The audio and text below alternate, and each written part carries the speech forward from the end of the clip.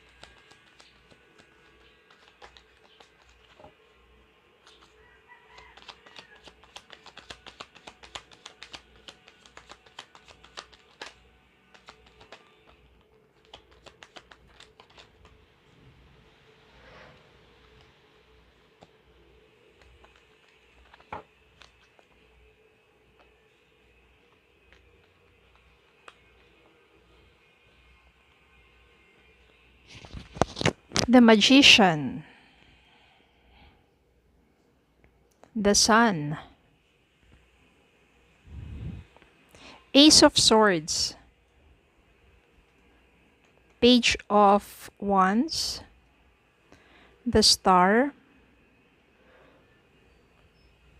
Eight of Swords, Ace of Wands, Hierophant, Four of Cups, and the Moon.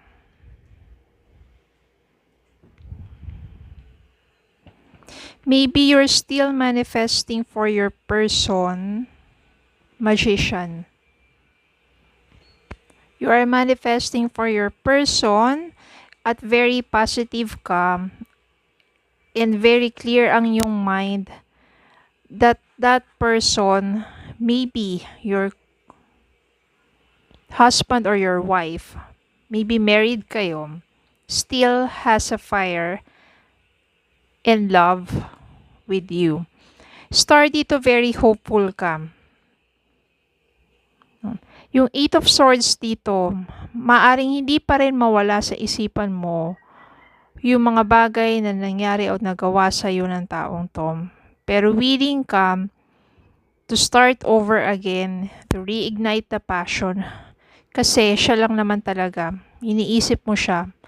At hindi mo pinapansin yung ibang tao dyan sa paligid mo because you still thinking and hopeful ka and very positive ka na magkakaayos kayo ng person mo. Kahit na sa ngayon, wala kang idea kung nasaan siya, ano nangyayari sa kanya. Maaaring nagkalayo kayo dito or ginost ka. Kung hindi man kayo married ng person na to, maybe siya yung someone na maaring ka-LDR mo. Nabigla ka na lang nag-ginost or kahit hindi naman siya ka-LDR mo. Yan, ka-relasyon mo, tapos bigla na lang nawala at nawalan kayo ng connection or ng communication, but you're still hopeful that one day this person will come back into your life. And natin. The World, ayan nga, the World. Pwede din ka-LDR. The High Priestess, magkakaroon kayo ng open and honest communication or relationship pag dumating yung time na yon. Justice. Parang yung justice na yan, makakamit mo yung justice because maybe malalaman mo mismo dun sa person na yon kung bakit siya umalis Yung Page of Cups dito means there's still love, there's still feelings. May mga dahilan lang siya. Ito na nga, King of Pentacles. Ibig sabihin pala, mas nag-focus yung person mo sa pagpapayaman o doon sa mga pangarap niya to achieve para maging mayaman o para maging financially stable. Kaya siguro, pinili niya munang magkalayo kayo. Parang sa mga panahon na yon, pinili niya muna na matupad ang pangarap niya, maging matatag sa kabuhayan at magpakayaman. Kesa sa relasyon ninyong dalawa. Page of Swords. Pero, the end, after niya ma-achieve yung bagay na yon, mas naging clear sa mind niya na ikaw pa rin naman yung love niya. Wala namang iba. Yan, Six of Swords. Sinubukan niyang mag-move on. Pero this time, gusto na niyang i-work out between the two of you. Siguro kasi syempre, natupad na niya yung mga pangarap niya eh. It's time naman na, ayan, Two of Wands. Keeps thinking of you and planning to go back para ayusin naman yung sa inyong dalawa. Siguro sa mga panahon na yun, bata pa kayo. Kaya nagtatalo doon yung priorities. Diba? Parang, what if tinuloy nyo yung relasyon ninyo, tinuloy niya, pero naghihirap naman kayo ngayon. Diba? Kaysa naman sa what if, diba, hindi niya tinuloy yung pagkakataon na nandun na at unti-unti na niya makamit yung pangarap niya. Hindi niya tinuloy yun. So, ang dami niyang regrets. Kaya siguro, ang ginawa niya, tinupad niya muna yung mga pangarap niya para sa sarili niya. At maaring hindi mo nauunawaan yun sa mga panahon na yun. Because you are so committed sa inyong dalawa. At maaring hindi mo nauunawaan kung bakit niya ginagawa rin yun. At ngayon, natupad naman na niya yung pangarap niya para sa sarili niya. Naging matagumpay siya. And this time naman, ang haharapin naman niya is yung sa inyong dalawa. Nine of Swords. Yan. So, maaring hindi niya makatulog kakaisip sa'yo. At maaring sa pagbabalik niya, ando naman na, successful na siya eh. Yung sa inyong dalawa naman ang aayusin niya. Siguro doon mo mas may intindihan na minsan kailangan mag-give way ka rin kung ano yung dreams and aspirations ng partner mo. Yung dapat sumuporta ka. Kasi what if ikaw din naman? Kung career-oriented ka, tapos pinipigilan ka niya sa pangarap mo, diba, imbis na magsuportahan na lang kayong dalawa, para pareho kayo magtagumpay together. Kaysa naman sa pipigilan mo yung tao or ikaw pipigilan ka ng tao na matupad yung pangarap mo.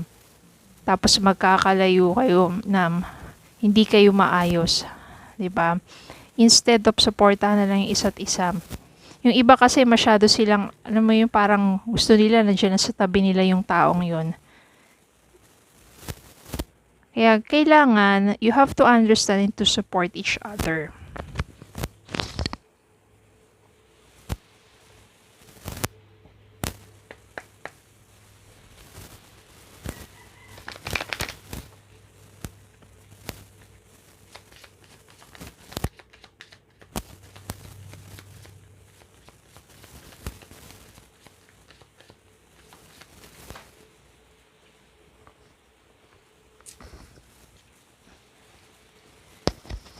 Children. Your love life is being affected by children. O yan. Children. Baka kasi meron din kayong mga supling. Diba?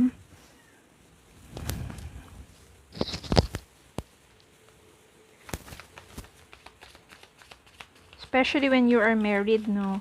Or kung hindi pa man, pero meron kayong anak na naapektuhan.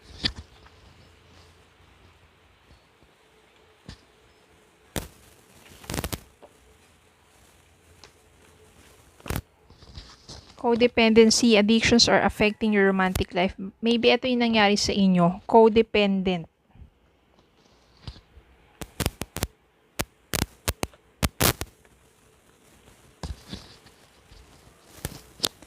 Let your friends help you.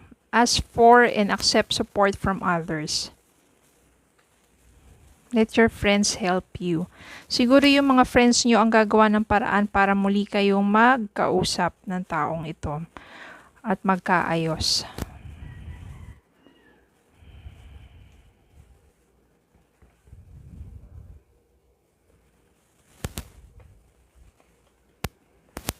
Strength and guidance.